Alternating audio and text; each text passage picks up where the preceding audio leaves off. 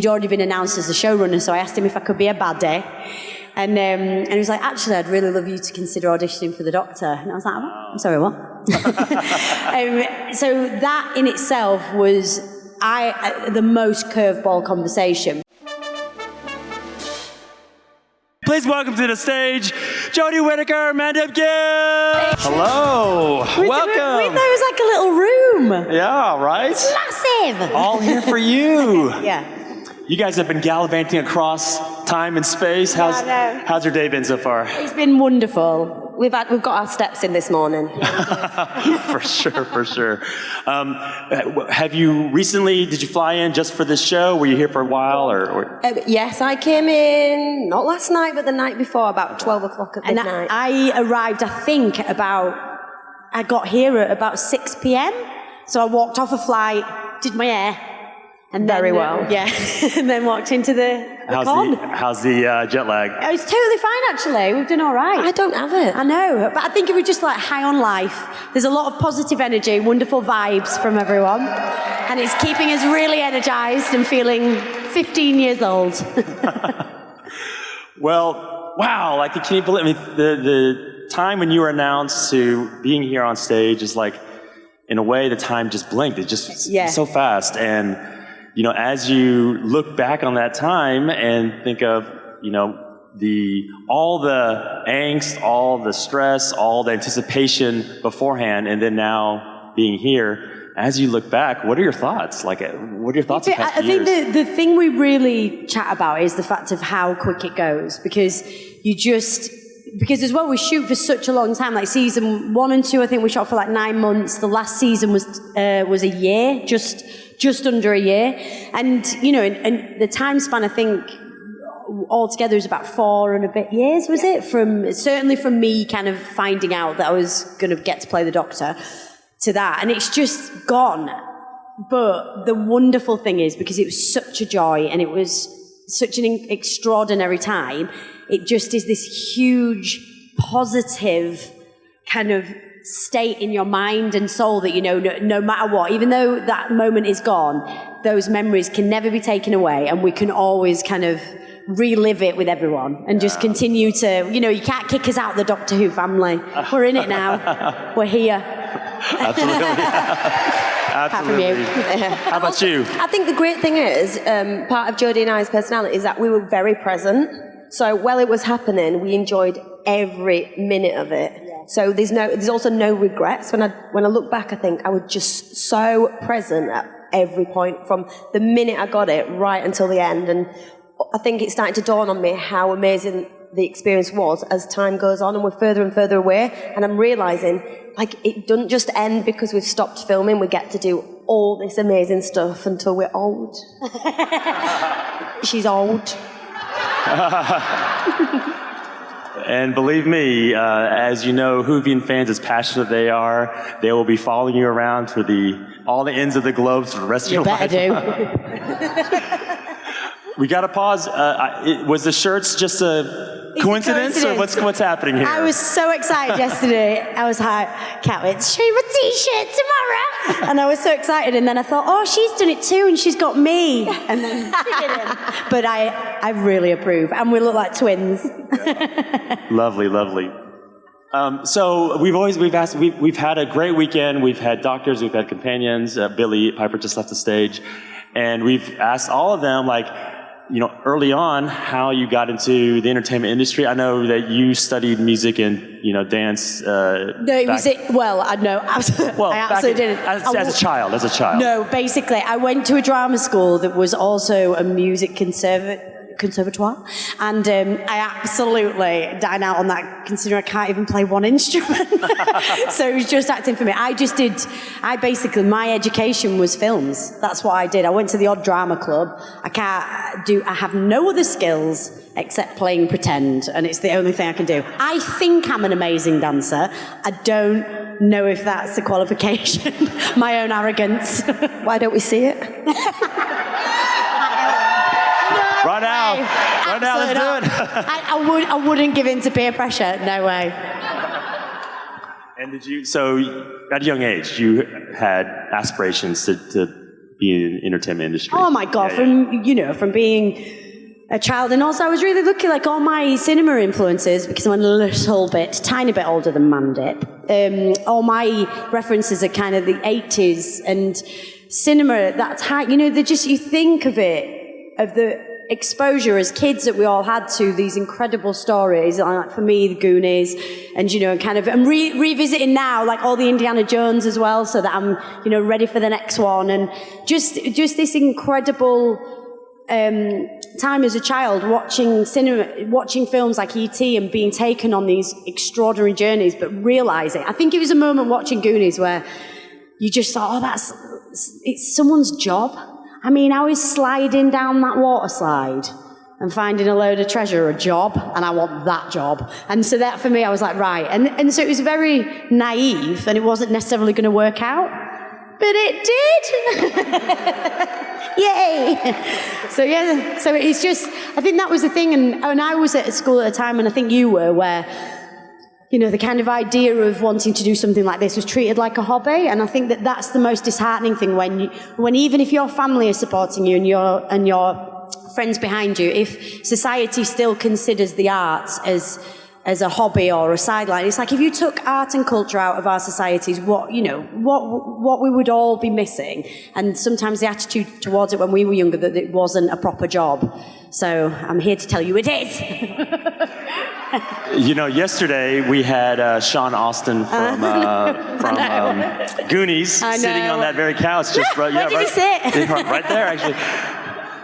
But it's wild to think that just like how a movie like that and an actor like that inspired you to get into acting, that there's a legion of people who are watching you and also being inspired to do the next thing in life. And so have you discovered that as you encountered fandom? Yeah, I think that's the thing with you guys, with like the Whovians. You're just so articulate and beautiful at explaining what the world means to you, or what a particular episode means to you. And I think me and you particularly weren't necessarily, we were quite naive to that before we got into it. And it's been so beautiful to know that it's you can't predict who it reaches and who it moves. And we're just so lucky that we're just this like ginormous family that have got the same love. And also it was there before us, we're a moment, and it'll carry on a long time after, and we can then be a part of the fandom and the audience now, because we've passed on our batons. Do you want to speak? Mandip, how about... I'm just looking at Jodie. I've missed her so much. No. It's been ages. Longest time we haven't seen each other, it's been months. Aww. Mandip, how about you? Like, how did you get into... I think it was more of a selfish route. I'm one of 7 kids, one of the youngest, so I think it was just more of a thing of trying to entertain and probably get attention, and also it was massively encouraged. So when I look back at videos, I'm so annoying. It was encouraged? Yeah. Wow, that's great. Yeah, I used to get paid like 50p to sing like Hindi love songs to my brother, which is kind of weird on reflection. So I think it was more of a selfish thing. I actually didn't really know people did it until maybe I got to about 8 or 9, and then I used to see people that looked a little bit like me on television. So I was like, oh my God, they're actually on television. We sort of, as a family, didn't really know how to navigate that world. So I was only ever doing it like plays at school, and then it was actually my education that helped me go further and further at school. They were like, we think you've got something, because I never wanted to do anything else really but other than be an actress, but we didn't know how to do it. So it was always education that went. At primary school, we encouraged it. At high school, they helped me get to college. College helped me get to university. University helped me get an agent. So I've always really had help from my education. But I think later it wasn't as selfish. Well, in a way, it almost felt like that's literally what I was here to do. I never really questioned it. I was like, duh, that's what I do. and thankfully it's worked out. But yeah, really, it was a selfish thing. And now, obviously, when you do such a show like this, you realise it's actually not for you. Yeah, it's family. Yeah, it's for other people. When you watch it, you go, I love doing it, but this stuff is for other people. So. And you're born in the UK, but you have Indian descent. Do you have any family, friends that are in India that are, what's their awareness of I don't have friends anywhere. Yeah. No, so a lot of my family are in England, but actually my family don't really they know what I do, obviously, but no one's really oh my God, she's on television. No, it's just keep it real. Yeah, and I'm like, ma'am, can you save that magazine? Because I'm on that. She's like, oh, we sold out. That just is not we were living in newsagents growing up. I did other shows. I still worked in my dad's shop. Whilst I was doing Doctor Who, I'd still go to their shop, talk to people that I've seen growing up. It's not actually a thing away from London. No one was impressed by you, were they, babe? No. I'll show pictures of my mom, like this picture. She'll see it say, why did you tuck your shirt in? You shame. So tell us, as you approach this role, no one, all the doctors, I've had the privilege, you're actually completing, I've had the privilege to host all the doctors, the modern doctors. Yeah, so, and none of them grew up thinking, I'm going to be the doctor someday. I mean, I certainly didn't. Yeah, it's implausible, right? Yeah. And so, as the opportunity came about, did it seem like it was impossibility, and how did that all transpire? Well, so Chris Chibnall, who was our showrunner, had written Broadchurch, and obviously it's a completely different role. But he was, we're really good friends, and I think the thing, I would if someone had seen Broadchurch, they would have never said come and audition for the Doctor. But he knows me in between scenes, and the kind of, the person once you say cut, and the fidgeter and slightly hyperactive and completely distracted and then off on a tangent and all those kind of things. And we met up for a coffee during our kind of press junket time for one of the seasons. And he'd already been announced as the showrunner, so I asked him if I could be a baddie. And he was like, actually, I'd really love you to consider auditioning for the Doctor. And I was like, I'm sorry, what? So that in itself was the most curveball conversation. But once that seed is planted, I mean, it's like the toy shop door has been creaked open, and then you're trying to get your wrench in to open it, because I was like, I have to get this role. And I had a good few months of really trying to do the best tapes, the best auditions, the best stalking. I really went to town. And I was really lucky because he felt that it was a fit. And weirdly, I never thought I would say this, but the Doctor is the most of myself, really, than any of the roles that I've done. Wow. And that was the thing that I thought, how am I going to play the Doctor? And Chris was wonderful at guiding me to just go, it's so much more instinctive than you think. Yeah. And it was so fun because of that, because I just felt that all my kind of quirks and, I suppose, edges that kind of slightly exhaust other people, I was allowed to put into a role, and everyone went, well done. I went, thank you. Thank you. Most people find this irritating, but I will, it's a character choice now. Well, of course, everyone in the UK knows who Doctor Who is, but growing up... I wasn't from a Who house. Okay. Yeah, we weren't a Whovian house at all, and I was very nervous of that when I said that in my audition. I was like, we didn't really watch it. And, I'd got mates that had been in it, and so obviously in the new, for the modern Doctors, there was a lot of references, as in I got friends in episodes. I was like, oh yeah, I've seen that. But the weirdest thing is, it's culturally for us, our vocabulary is peppered with Whovian terms. I knew what a TARDIS was without sitting and watching it from being 7. So it was wonderful, because it's a wealth of information that you can always go into. But the wonderful thing was for us that if we didn't have that encyclopedic knowledge, it didn't exclude us. And I think for us, our seasons felt as if we wanted to say, look, if you've never seen this before, you don't know what it is, that's okay. You don't need to have all this, you don't need a dissertation to come and watch it. And we really felt passionate about that. And the 13th represented a fresh start, and it kind of was... Yeah, and, the most beautiful thing is, we are a tiny cog in this. And just the joy of all the carrots that every season brings, every writer has created in, you know, obviously past seasons and then our ones, but we've worked in bits where, you know, it's been explained to us, oh, this is from, you know, one of the first ever episodes. And you're like, oh my God, how amazing that that's been like put into one of our scenes. And Mandip, how about you? Like, how aware were you of it? And then how did you get the role? Very similar to what Jodie said, is that you're very aware of it in England, what it is. I'd worked on another job in the same studio the same year, and I've mentioned this story before, they were like, oh, we can't use that door, it's for the cast of Doctor Who. And straight away I just thought, that's never going to be me. For no other reason than, I don't know, like, I'd had friends in it, like, maybe it's an accent thing as well, I sound very different to the people that were in it. But I was like, that would never be me, that's just not an opportunity that I didn't think I'd have. So, and then the same year I got the job, so I hadn't watched a lot of Doctor Who, but definitely knew what it was. My brother-in-law was a really big fan, and he'd said very early on in my career, like, if you ever get an episode of Doctor Who, I have to come and be your bodyguard, as if I'd need a bodyguard anyway.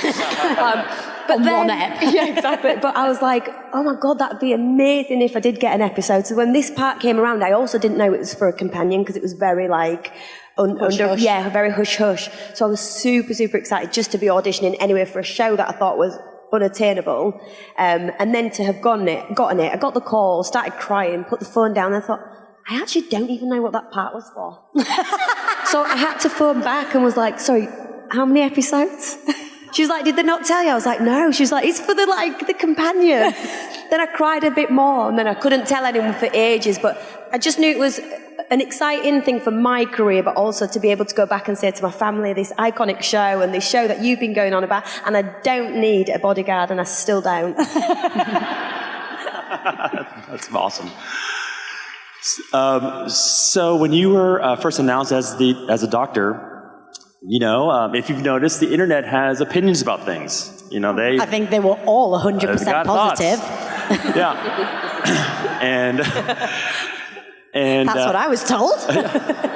So, you know, some people had thoughts about being the first female doctor. Yeah. So as you kind of look back on it and see, how do you feel like the conversation has shifted, and how do you feel like playing the doctor has affected that idea? I don't know. I suppose it's so weird. The conversation for myself is because I've never approached any role and gone, how do I play Beth Latimer as a woman playing Beth Latimer? I've never, it's never been a part of my mindset when playing a role. And so to me, the Doctor was the ultimate in anyone qualifying, because I'm playing an alien. So if you wanted to be method, I think you're going to have to do a really long audition process to try and find someone who is really authentic. And so for me, it felt... I know what the kind of concerns were, but in that sense, I just, that's not going to be the soundtrack of my mind in any way, and no one's opinion I kind of was ever going to be mates with any of those. But I suppose what it did feel like was, particularly in this show, was that, it's incredible, but what is exciting is that it becomes not a part of the conversation as well, because I'm already not the only female doctor. So to me, it's old news, and that's what it needs to be, in that sense, but it was, it was 2017, so it was, it was time. So, but it's really exciting that what it is now is that we are all the Doctor. Everyone who plays that role, we are a family of doctors. And it's, and it's a wonderful family to be a part of. Well, 2017, before the pandemic, feels like it was like 20 years ago, right? So long ago. And as we talked about many times here on stage over the weekend, how important representation is, how important it is to see someone that looks like yourself on screen, and how that changes you at a young age, and it kind of informs you as you grow up. And I got to imagine that you've had so many fans come up to you and just tell you how important it has been, even though the Doctor comes in all shapes and sizes and forms, that being the first female Doctor, how much that has changed definitely. And I think the thing that is really beautiful is to seeing people, I think for both of us, seeing people wear your costume and realizing that it fits all. That's it. And that, regardless of however, whoever you are, you're the Doctor in in the costume, and it's beautiful, and it felt like it represented me, but it feels like it represents so many different people as well, and I think that that's what's wonderful about it, and that, you know, we've always been, you know, it's been expected, as I can only speak as like my own experience, but as a woman, I had that thing of, you know, it was never a question that you didn't look up to men. You know, of course you do, in that sense of like, of course a man can be a role model to you, but when it's flipped the other way, there's like suddenly like, oh, but you know, who are the boys going to look up to now? It's like, no, that's still okay. I'm still fine. You can look up. But you know, but for anyone, but I just think for all of us and whoever, you know, once you're in these characters, it doesn't matter who plays that role. If you identify with and have a love and an affinity to that role, then I think that's the joy of Doctor Who, is there's someone for everyone there. And I think the themes of inclusivity are the most important, and our show celebrates that on a global scale in a beautiful way. And I think that's what makes us so proud of it. Yeah, and I think the only thing to add is it's not just important to see yourself, it's also a place where people learn stuff. So it's also important to see other people. If you're not used to seeing, I don't know, I mean, I'm sure we're all used to seeing people of colour, but apparently back in the day we weren't, 2017. But it's also there to teach other people, I think. It's all well saying, you know, it's great to see ourselves. Well, we only need to look around and see our family, we see ourselves. It's there to teach people. Absolutely. Wonderfully said. You get clapped every time you say something. I've paid them. Thank you. Well, we have some awesome fans that are here, so let's go over here. Hi. The 13th Doctor can ask you questions. Hi, Jodie and Mandip. I've forgotten everything I was going to say. I'm so sorry. Sing a song. I wanted to say thank you, Jodie, for playing the Doctor and kind of breaking through that barrier for us and doing such a brilliant job with it. I would love to play the Doctor myself one day, and I never even considered that until the day you were announced. And Mandip, I can be your friend if you want. I want. Perfect, thank you. Thank you. My question is for both of you. I was just wondering, Jodie answered this bit already, but I already had it ready, kind of what your inspiration was that you pulled from when developing your characters and their mannerisms and such. Like, I know Jodie was already friends with David, so maybe she had kind of thought of him when thinking of how the Doctor I didn't. acts. I'm so sorry, David. All right. No, but can I tell you one of my influences? Doc Brown.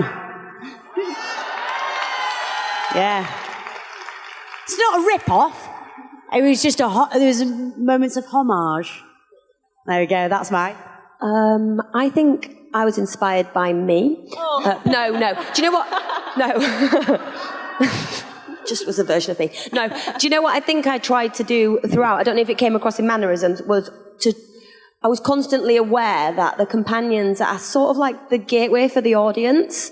So I tried to be relatable I tried to be like emotionally relatable, that kind of stuff, and just constantly open and just be the audience, how the audience might ask that question, might think that question, might take the response of the Doctor, would they be offended? It was constantly going, I'm not just playing Yaz, I'm playing everybody who's watching it going, asking those questions. But I think in terms of mannerisms, I'd like to think she's definitely different to me and less handy and all that kind of stuff. Because actually me and you were quite similar in that sense, isn't it? Like, talking like that. But then when you see her doing it, you're like, two people can't be miming.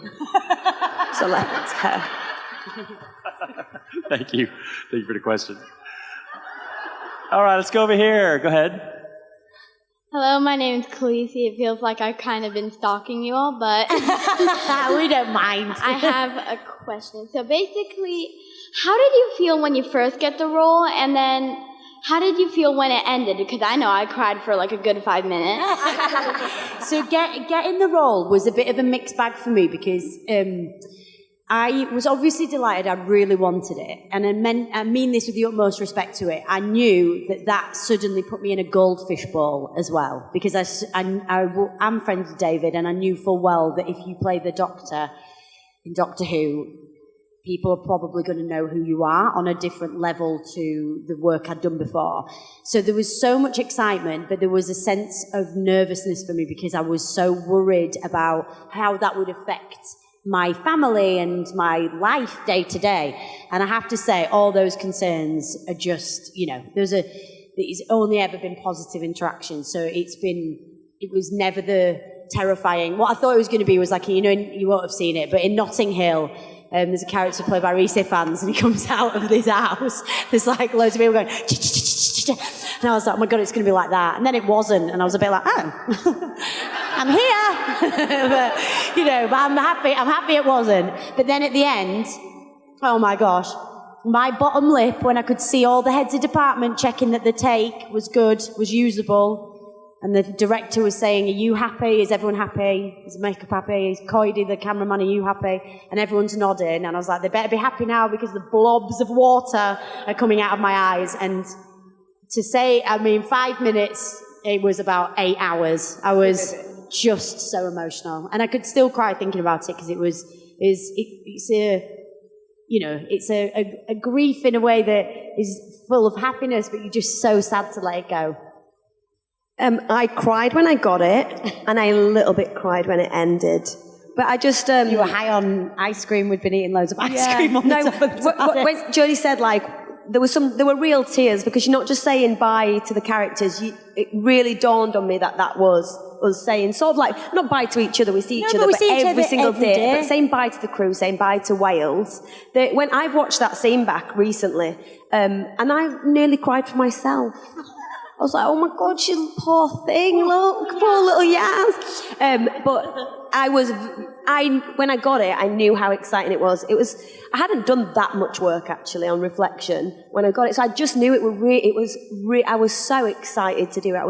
There wasn't a single thing I was worried about. Actually, I was worried about the weather in Wales, so I bought myself some Doc Martens.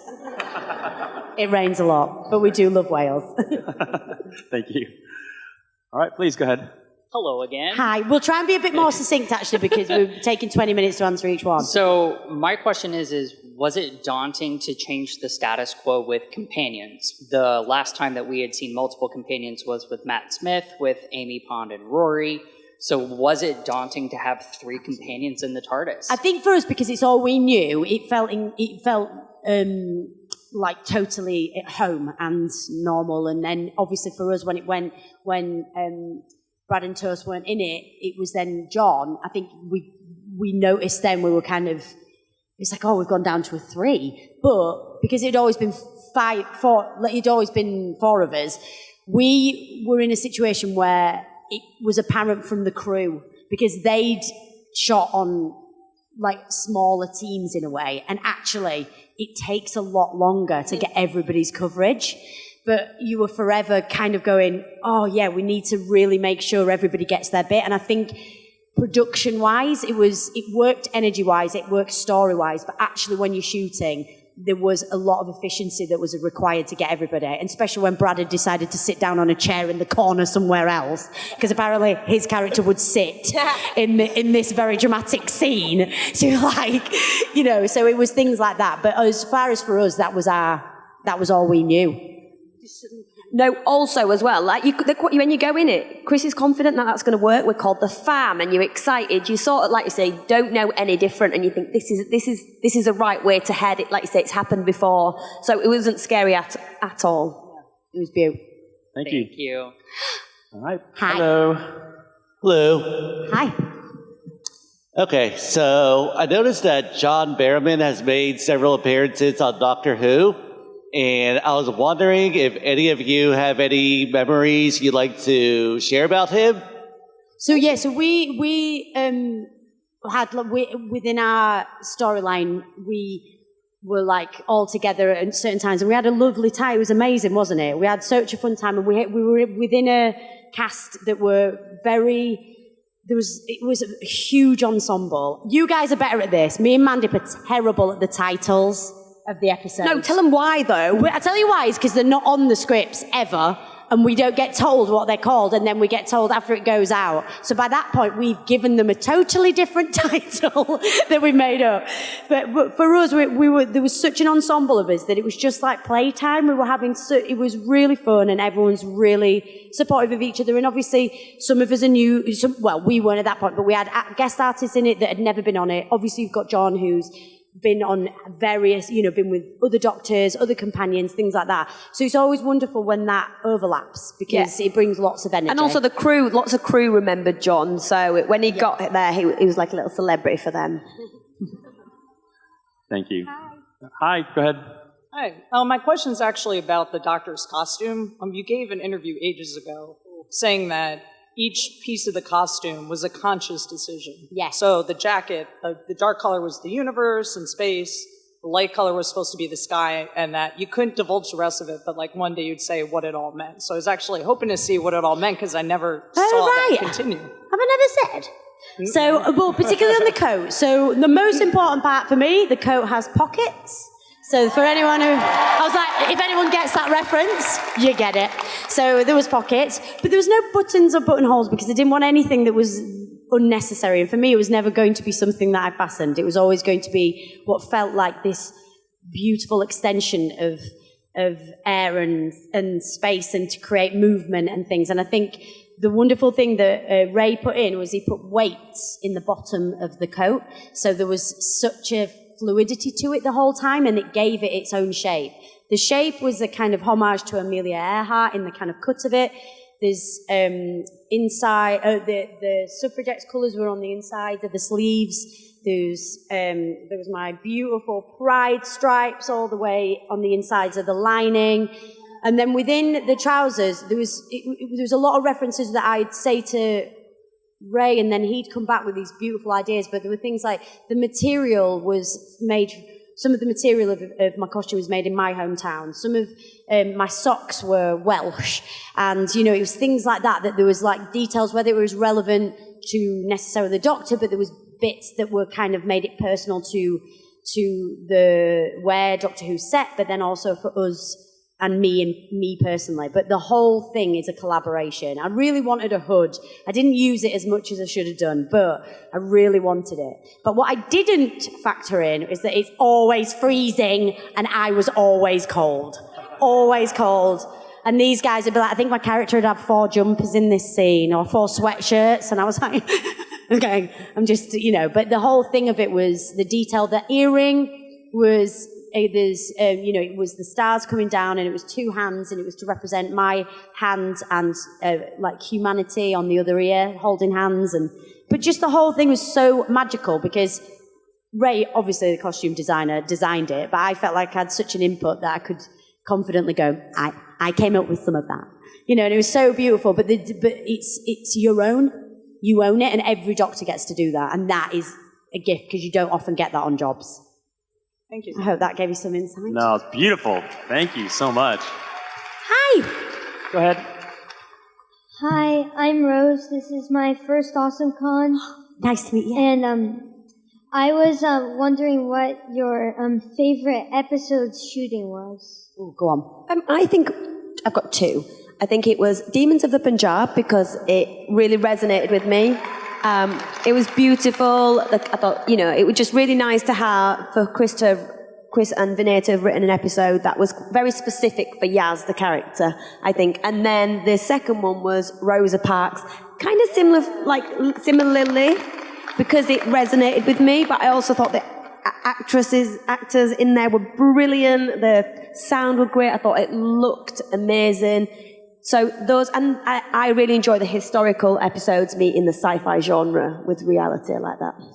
I think mine, I definitely agree with those, because also we were so lucky, because we were in Spain in one of the episodes in South Africa, and that, what a gift of a job that is. But I think the one that really, for me, will always be the most precious is The Woman Who Fell to Earth, because it gave me the best entrance ever into any character. I got my own little soundtrack when I stood up, and it just, the whole thing of it, and also the transition of finding the Doctor throughout, and finding who I wanted to be, and finding these guys, and the chemistry, and then hero speech of realizing and knowing who you are, and then at the end of it kind of creating this costume and this look. I absolutely loved it, and I thought, if this is how we're starting, this is just going to be the time of my life. And it was. Oh, thank you for that question. Thank you. Well, as we sort of conclude our time, like, what's next for you? Like, what's I know you're taking a breather, and but as you kind of look into the future, like, what do you see for yourself? Well, I don't know, for both of us, I think it's just more that what you want to do is be continually challenged and to not repeat. And the wonderful thing about Doctor Who is when you're never going to read something and go, oh, it reads like Doctor Who. It's like, it doesn't, nothing does. So I think for both of us, it's just to push the boundaries of our like abilities, and to always, we've said this before, but it's like a good feeling when you're scared. When you read something and you're scared, that's a great feeling, because you're like, okay, this is going to keep me on my toes, and, you know, and it's going to be challenging. But I think, you know, for all of us, there's obviously television, but recently I saw Mandip in a play. You know, I haven't done a play in over 10 years. I would love to do one, but because of being in London as well, we're so lucky that that's a part of it as well. It's not just filming, that there's theatre as well. And I think it's just about us, just being lucky enough to work. That's all, isn't it? You never want to take it for granted, and you just always want to contribute. But anything? Exactly what she said. Yeah. No, I think as well, for me, definitely, I've been really choosy with stuff, which means that I'm really unemployed. But for me, I can't do anything that's not on par with Doctor Who, I'm just way more choosy. You spend a lot of time when, you know, if you're fortunate to get work. We spent 4.5 years doing this. It's got to be something that I enjoy, that pushes certain stories that I'm interested in, that challenges me. So I am super, super choosy, but massively unemployed, so if anyone's listening. We come as a two. I do want to let everyone know that, I let the audience know last time that, Mandip, you have a special companion duo photo op with Billie Piper coming up soon here at 12:40. And so if you're interested in that, go on the AwesomeCon website or go down to the Epic booth in Hall A, and you can purchase that and get a great photo op with Mandip and Billie. And so, but thank you two for joining us. Thank you, everyone. Thank you, Jodie Whittaker. Thank you, Mandip Gill. Thank you. Have a great AwesomeCon. Thank you. Thank you very much. Hi, this is Maisie Richardson-Sellers, and you are watching Fandom Spotlight. Be a legend and hit that like button, and most importantly, have fun and follow your fandom.